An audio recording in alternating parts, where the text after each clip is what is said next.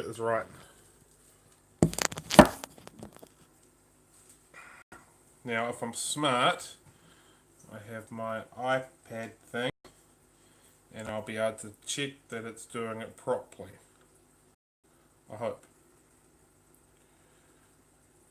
Bear with me. This whole live stream thing's. Oh, here we go. What's it saying? What are we going? Looking up. All right, it's working. Ha! Yay me, technology. Oops. Oops.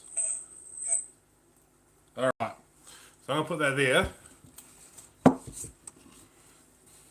Hello, Mad Fish Diva and Nathan. I'm working out technology. How bloody good is that? All right. So we've decided to do. Well, I've decided to do live streams every 2 weeks, every second Saturday at 9:30 in the morning. We've decided every second Saturday. One, because live streaming still petrifies the absolute heck out of me, and two, I just don't have enough time to be able to put into it to do every single week. So every other week we'll do one, and today is every other week. So today's topic, I would like to talk about natural aquariums. So if you have watched the video that we released Thursday on the Blackwater Aquarium, that is very similar to a natural type aquarium. The way I define a natural aquarium is basically you're building an ecosystem. The plants are sort of helping with the nitrate control, and obviously then the plants are growing, to which the fish are helping the plants grow because they're producing the nitrate. You've got the algae, you're using natural stuff like wood, using natural stuff like rocks. You're trying to keep your substrate as natural as possible as well. So that's kind of what I define a natural aquarium. It's its own sort of ecosystem. Minimalistic input to the aquarist, not too many hands in it, sort of stuff. So that's kind of my thoughts on it and what I like in the aquarium hobby. It's not always been that way. Probably like many of you, I've been down the terracotta pot route, I've been down the plastic pipe route, I've been down the terracotta pipe route. Plants, fake coral inserts, all that kind of stuff. But boat no more. As my hobby has evolved, I've kind of got into running it slightly differently. Excuse me while I have coffee. So, not taking any disrespect to anybody who does aquariums the other way, it just doesn't sort of do it for me. I really want to build that natural aquarium type of layout with it, and I try and encourage people to do that as much as possible as well. I can definitely see beauty in lots of styles of aquarium and things like that. I know that plenty of other people don't like that natural aquarium look, and hey, that's cool. Each to their own. That's why everybody has their own aquariums and their own style of keeping. I absolutely love the Dutch style of planted aquarium. I think that's beautiful, and there's lots of other styles that I like, but it's the natural one that does it for me. Building that ecosystem that I think is what we're really kind of, well, for me, as a hobbyist, what I'm really trying to achieve. And I think there's a lot of people out there that have aquariums that really want to sort of take a slice of nature and have that in their home, and that's for me why natural aquariums, the tops type of thing. Alright, I'll just quickly have a look at the words. Hey Daniel, Rounded Rob, oh, there's lots of people. Holy heck. Yeah, plastic PVC and stuff like that, absolutely, man, it works fine. Siliconing them together, producing the tubes, it gives multiple hiding holes and that kind of thing. Absolutely works fine. There's a time and a place for everything, and I'm not poo-pooing on people that do that. It's not, doesn't float my boat, so to speak. So definitely works in plenty of situations. Thank you, Rounded Rob, Duck Aquarium, awesome. Yeah, man, I love it. Spend a lot of time looking at it. And again, it's just that natural nature thing.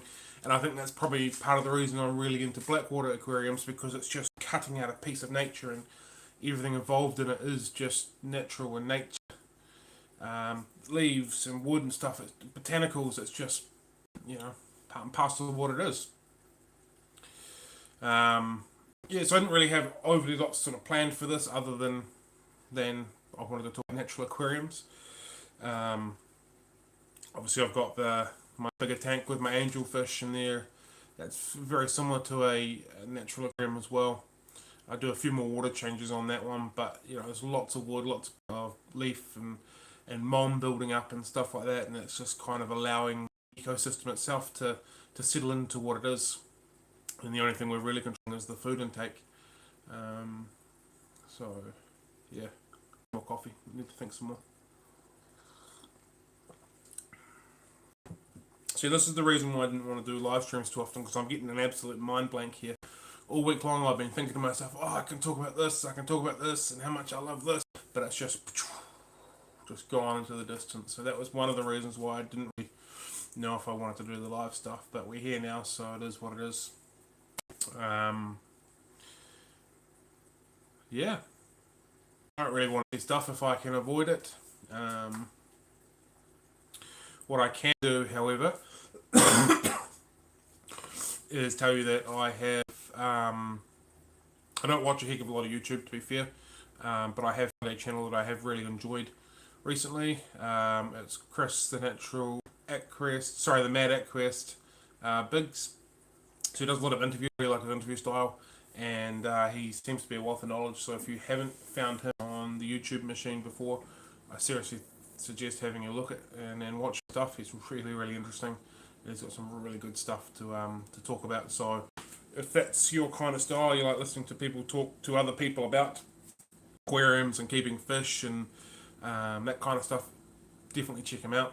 I watched a video the other day. He was interviewing a pleco scientist. They were talking about how they were cutting out the jaw and stuff like that and checking the teeth and to try and establish where they're from and stuff, and that really, really fascinated me. So if you're into that kind of jazz, go check out Chris, the Mad Aquarist Biggs on YouTube. He's well worth checking out.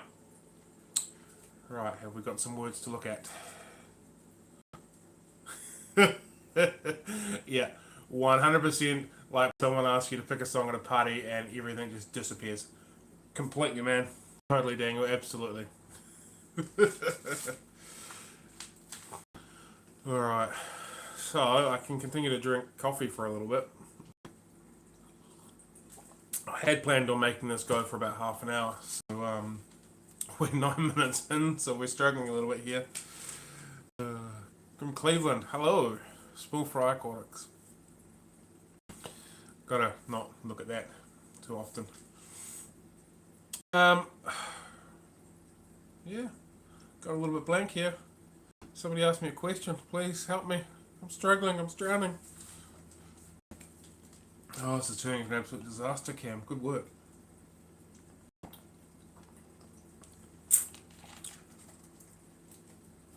Well, I might drop the natural aquariums and talk about what I've got coming up to do this weekend. I have entered a aquascaping competition. I am not a aquascaper by any stretch of the imagination, and I will never ever call myself one. But there's a competition going on in New Zealand. Basically, we're all scaping a 20-litre tank from a big brand shop of Kmart. I'm not sure if Kmart's around the world, but it's here. So we've all got this 20-litre aquarium that we are scaping. I don't think I'm going to do a natural aquarium. I'm thinking of trying to push myself a little bit and try a Dutch style aquascape. Always wanted to do a Dutch aquarium.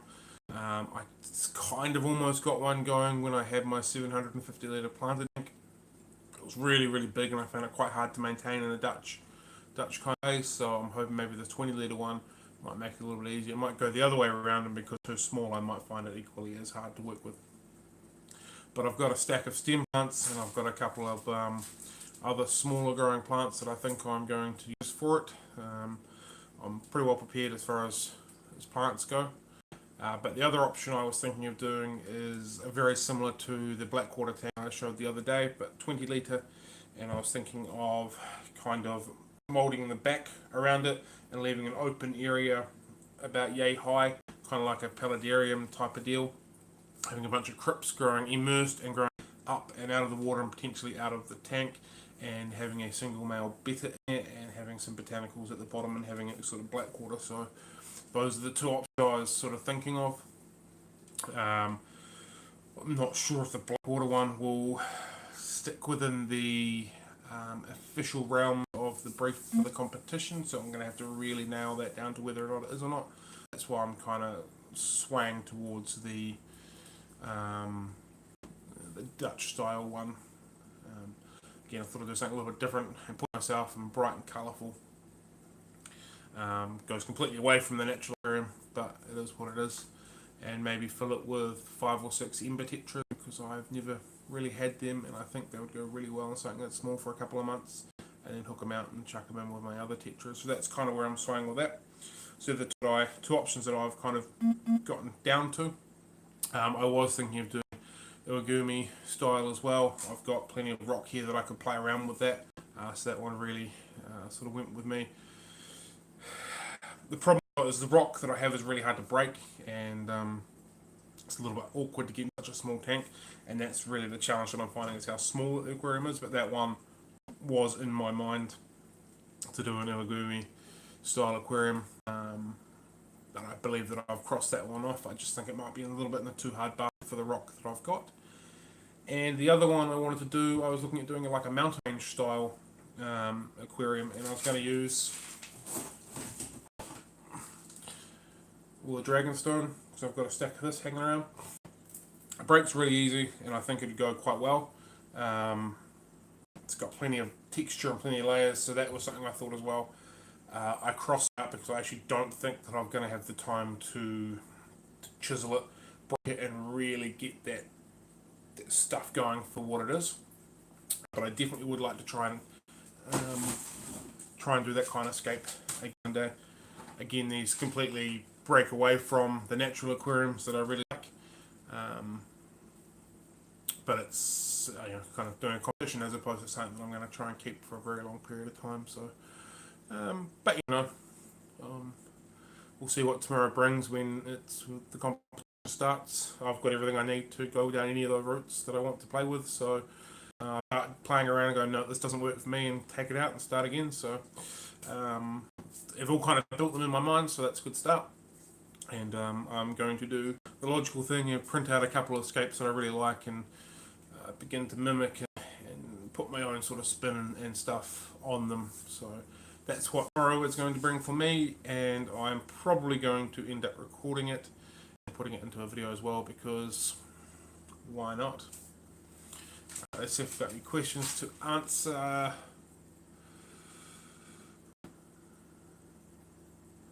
Doing some reading.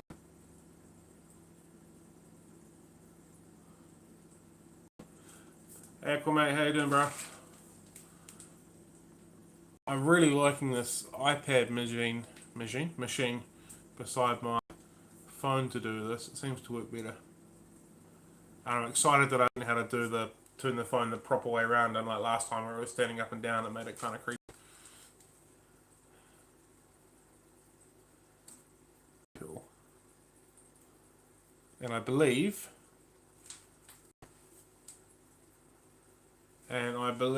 that having this camera pointing this way, and usually using the front camera as opposed to the back camera, seems to have, at least on this screen, looks like it's adjusted with the quality as well, because last week's live stream I thought was fairly poor quality. So if you guys can tell me whether or not the quality has improved on the stream to last week, that would be good, please. And I haven't changed anything on the sounding, I just want to make sure the quality is right and the thing's turned over before I start rambling about crap again. Oh, am I allowed to say that word on the internet? I hope so.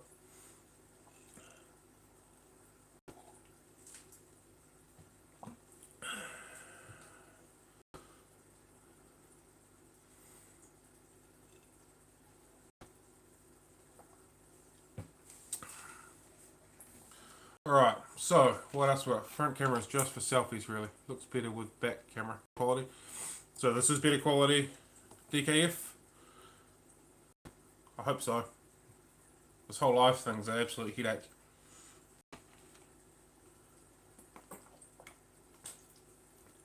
It's definitely not flowing as well as what it did last week.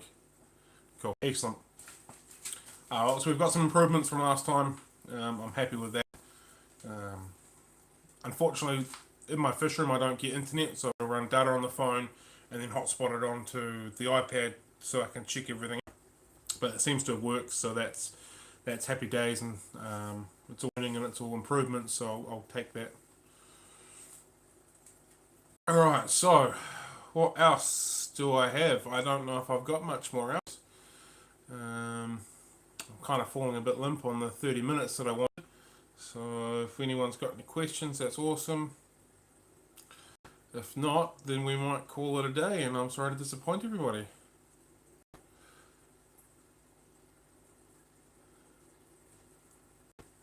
Yeah, absolutely, man. It's just, trial and error. First few times is going to be scratchy and dodgy, and I understand that, and I accept that as well. Do a few telling everyone what's going on for the upcoming week and stuff like that, but it's a little bit different doing the old YouTube live.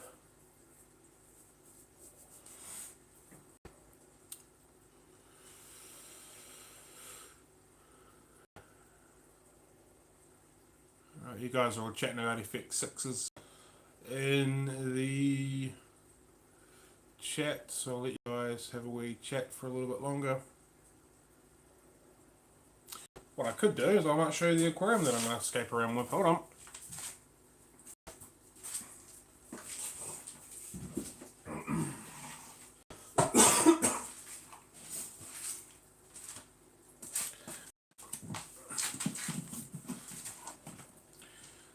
So this is it. It's pretty small. Comparatively to my 1.5 litre water bottle, it's not very big. It's not very big. So it's going to be an absolute challenge to play with. But it is what it is. It's what we've all got. It's actually a pretty good deal. It's $30 for the and a few other bits and pieces. And once I'm done with it, I think I'm going to turn it into a little breeding tank, because I reckon it's probably a really good size for that. Yeah, I think it'll be a really good size for breeding tetras and growing out things like cories and bristlenose for a little bit. So for $30, I don't think you can really go wrong, to be fair. I really like supporting Australian companies or big box companies as much as I can avoid it. I prefer to keep my money local and stuff, but the brief for the competition said that I've got to do it, so I've got to do it, and yeah, there we go.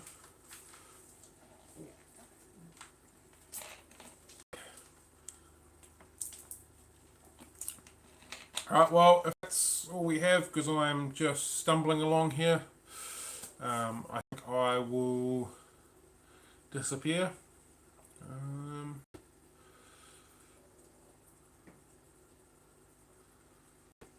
Oh, I've got a question that I need to pay attention to.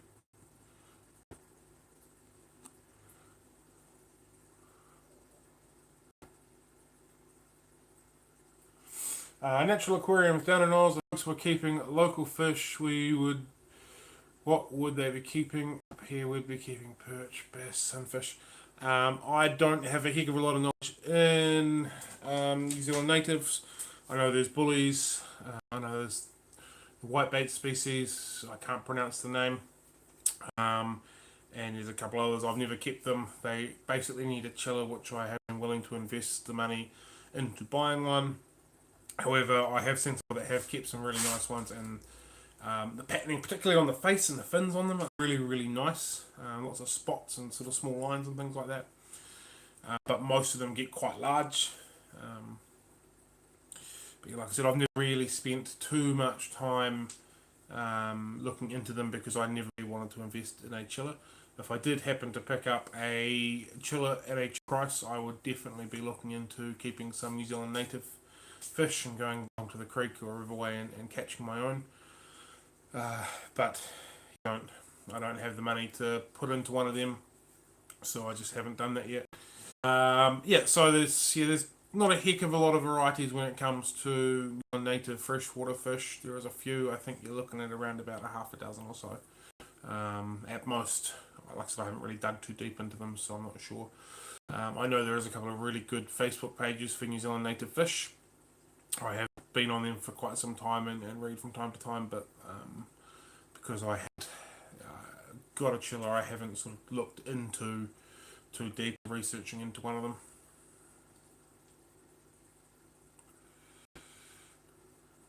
Rainbow data. Rainbow Day data sounds awesome. I'm assuming they're bright colour and that they just scream across an aquarium really, really quick. That's what I'm assuming. Or they're really thin and narrow like a dart. Am I close in those kind of guessings, or am I not close at all? Exactly, brilliant. And names can be descriptive sometimes, unlike green phantoms, which are not really a phantom. Alright, so got anything else? Any questions? Any thoughts? I'm doing some rambling here. I'm really doing some good rambling here.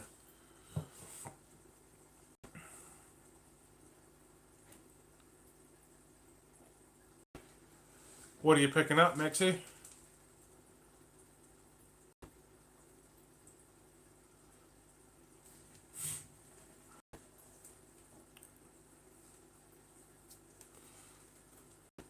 Yep, I can message you about some Pani and some Dragon Rock. I have no dramas in that.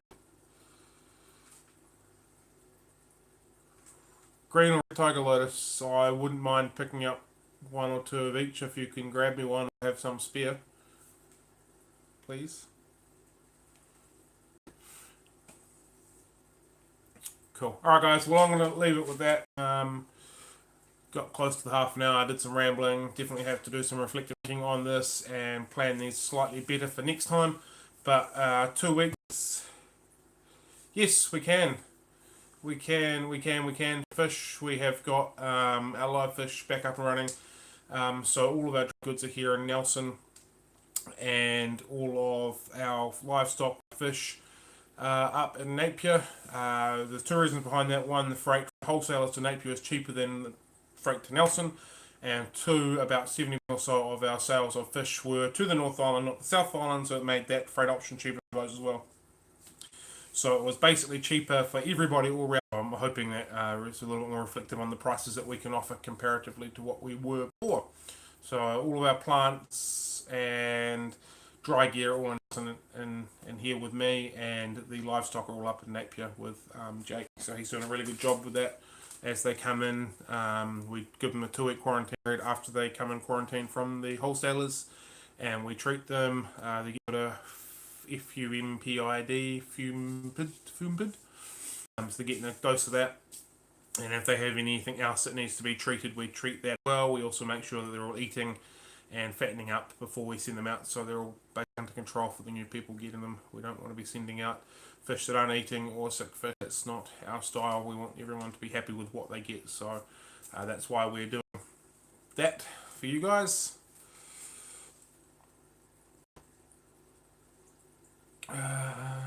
When will African cichlids be on the website? I believe they are coming soon. We wanted to get a base of things that we thought were going to move relatively fast to start with, and we're going to move into the community-based fish, which are coming through at the moment. And then we're looking at doing things like plecos and cories, and then into the African cichlids. So they are coming. Unfortunately, the wholesalers don't have a very big variety of African cichlids, but they are on the agenda to get through. So when we're done, we want to be able to kind of not so much of a blend of everything, but have a selection of absolutely everything that we can to help out for everybody, from your run-of-the-mill neons and guppies and stuff like that to some of your more exotic plecos to hopefully some more exotic Africans, your big nasties and that kind of thing. It's just a bit of everything to sort of help out everybody, because we all know everyone's got different tastes in what they keep. G'day Thirsty, how are you, mate? Yeah, I'll get him to message you, Maxie. What Africans we will have for sale will completely depend on what's available at the wholesalers.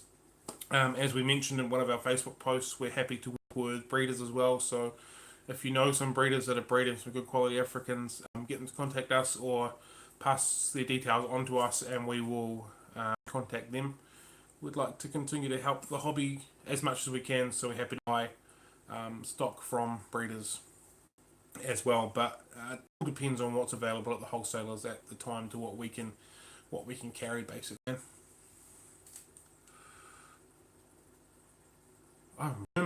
That sounds like awesome fun.